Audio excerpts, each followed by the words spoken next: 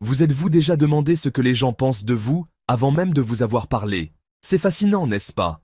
Ce phénomène, à la fois intrigant et parfois troublant, est lié à une combinaison complexe de signaux que nous envoyons, souvent sans même en être conscients.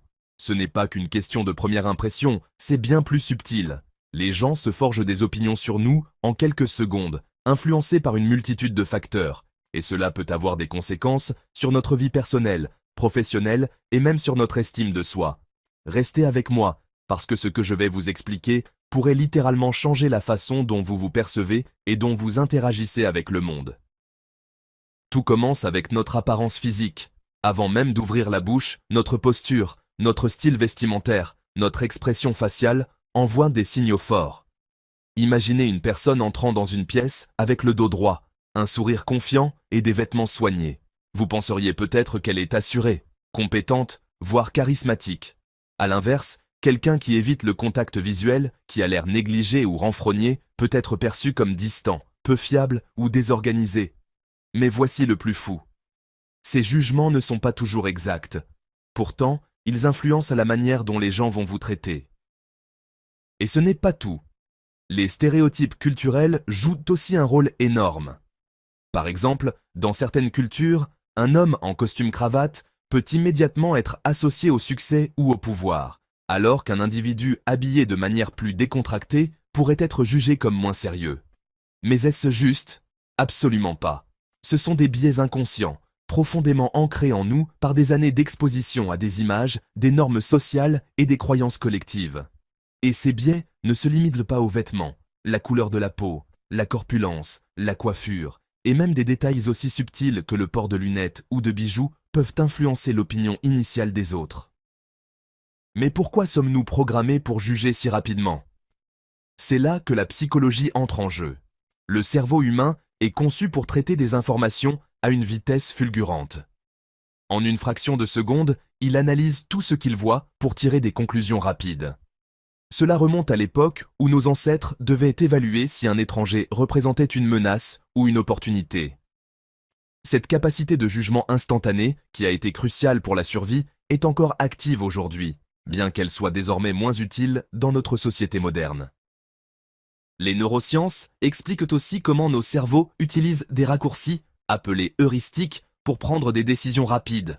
Par exemple, une personne bien habillée peut être associée inconsciemment à la richesse ou à la compétence, simplement parce que notre cerveau a appris à relier ces éléments au fil du temps. Mais attention, ces raccourcis peuvent aussi conduire à des préjugés injustes ou à des malentendus.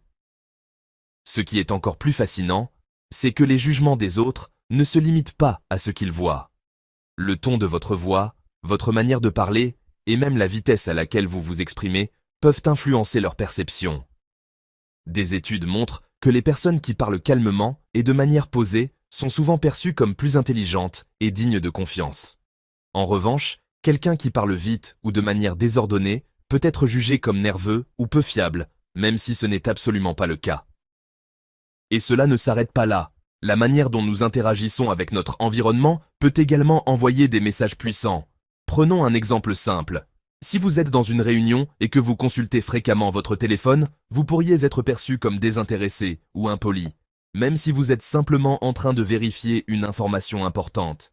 Ces petites actions, souvent inconscientes, construisent une image de vous dans l'esprit des autres. Mais voici le point crucial. Ces perceptions initiales, bien qu'instantanées, ne sont pas figées. Vous avez le pouvoir de les influencer, voire de les changer. Cela commence par la conscience de l'image que vous projetez. Posez-vous cette question. Que communiquent dans vos gestes, votre posture ou votre style à ceux qui ne vous connaissent pas encore? Si ce que vous découvrez ne correspond pas à ce que vous voulez transmettre, il est peut-être temps d'apporter quelques ajustements. Cela peut paraître superficiel, mais la manière dont vous vous présentez peut ouvrir ou fermer des portes.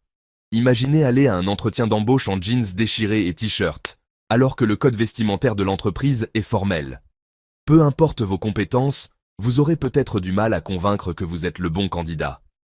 À l'inverse, un look soigné et une attitude confiante peuvent laisser une impression durable, même si vous êtes un peu nerveux. Mais attention, il ne s'agit pas de jouer un rôle ou de devenir quelqu'un que vous n'êtes pas. L'authenticité est tout aussi importante que l'apparence. Si vous essayez d'être quelqu'un que vous n'êtes pas, les gens le sentiront, et cela pourrait avoir l'effet inverse. Le véritable objectif est d'aligner l'image que vous projetez avec la personne que vous êtes vraiment. C'est là que réside la clé pour établir des connexions sincères et durables. Parlons maintenant des réseaux sociaux. À l'ère numérique, les gens se forgent aussi une opinion de vous en ligne, souvent avant même de vous rencontrer en personne. Ce que vous postez, les photos que vous partagez, et même les commentaires que vous laissez peuvent donner aux autres une idée, parfois erronée, de qui vous êtes.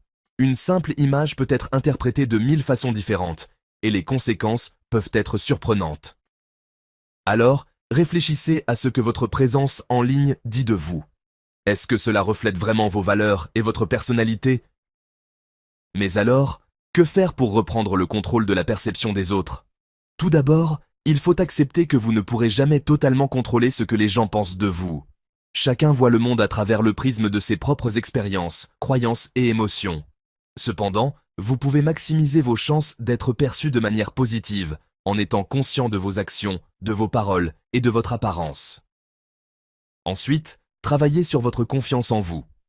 Une personne qui croit en elle-même rayonne une énergie qui attire les autres. Cela ne veut pas dire être arrogant ou prétentieux, mais plutôt être à l'aise avec qui vous êtes. Cette assurance intérieure se reflètera dans votre comportement et influencera la manière dont les autres vous perçoivent. Enfin, soyez cohérent. Si vous voulez que les gens vous voient comme quelqu'un de fiable, de chaleureux ou de compétent, vos actions doivent correspondre à ces qualités. Les contradictions entre ce que vous dites et ce que vous faites peuvent semer le doute et diminuer la confiance que les autres ont en vous. En résumé, les gens jugeront toujours, mais vous avez le pouvoir d'orienter ces jugements dans une direction positive. En comprenant les mécanismes derrière ces perceptions, vous pouvez non seulement mieux gérer l'image que vous projetez, mais aussi renforcer vos relations et ouvrir de nouvelles opportunités. Alors, la prochaine fois que vous entrez dans une pièce, souvenez-vous, chaque détail compte, mais ce qui compte le plus, c'est que vous soyez fidèle à vous-même. Approfondissons encore plus ce sujet fascinant. Pourquoi les perceptions des autres peuvent-elles avoir un impact si puissant sur nos vies et comment utiliser cette compréhension pour se transformer en un maître des relations humaines?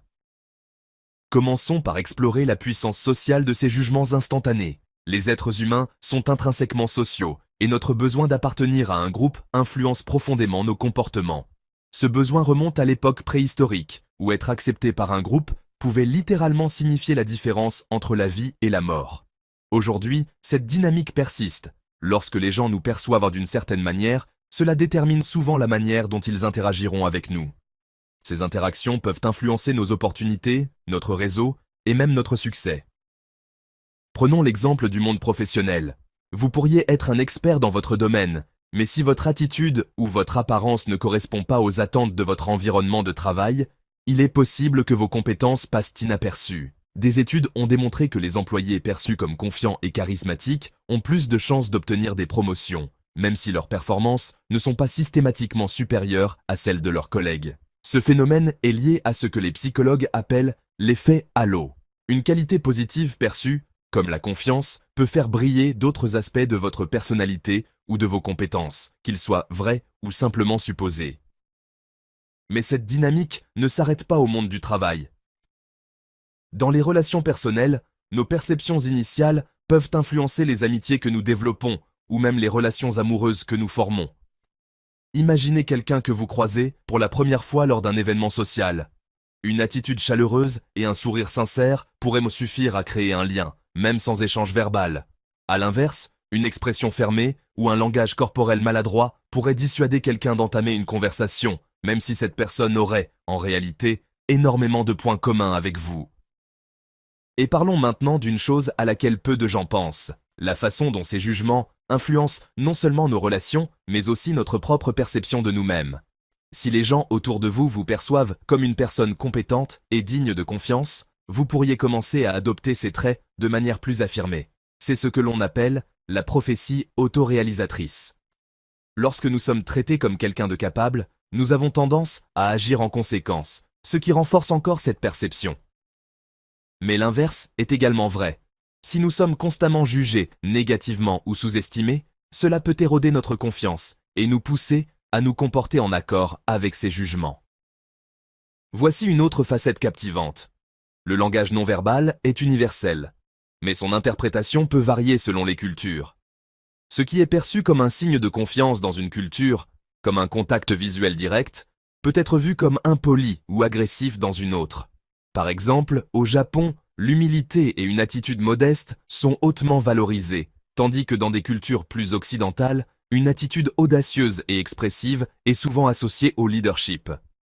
Cette variabilité culturelle signifie que, pour influencer positivement les perceptions, il est crucial de comprendre les normes du contexte dans lequel vous vous trouvez. Cela nous amène à une question fondamentale.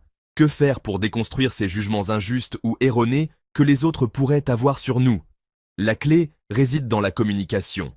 Lorsqu'une personne se méprend sur vos intentions ou votre personnalité, une conversation honnête et ouverte peut souvent clarifier les choses. Par exemple, si quelqu'un pense que vous êtes distant simplement parce que vous êtes introverti, exprimer vos pensées avec authenticité peut aider à établir une connexion plus profonde. Une autre stratégie puissante consiste à cultiver un sens aigu de l'empathie. En comprenant comment les autres interprètent vos actions, vous pouvez ajuster votre comportement pour mieux communiquer votre véritable personnalité. Par exemple, si vous travaillez dans un environnement où les interactions directes et chaleureuses sont valorisées, mais que vous avez tendance à être réservé, un effort conscient pour sourire davantage ou saluer vos collègues peut transformer leur perception de vous, sans que vous ayez à changer qui vous êtes fondamentalement. Mais explorons aussi la manière dont nous jugeons nous-mêmes les autres, car il est impossible de parler de ce sujet sans reconnaître que nous sommes tous coupables de ces raccourcis cognitifs. Combien de fois avez-vous formé une opinion rapide sur quelqu'un, pour découvrir plus tard que vous aviez tort? Ce constat nous rappelle que, tout comme nous souhaitons que les autres dépassent leur jugement à notre égard, nous devons nous entraîner à offrir cette même indulgence.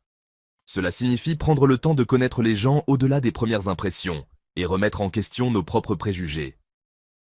Enfin, réfléchissons à une notion essentielle, l'évolution de notre image dans le temps. La manière dont les gens vous perçoivent aujourd'hui n'est pas gravée dans le marbre. Vos actions cohérentes, vos choix et votre capacité à vous adapter peuvent transformer une perception initialement négative en une opinion respectueuse et admirative. Cela demande du temps, bien sûr, mais chaque interaction est une opportunité de redéfinir qui vous êtes aux yeux des autres.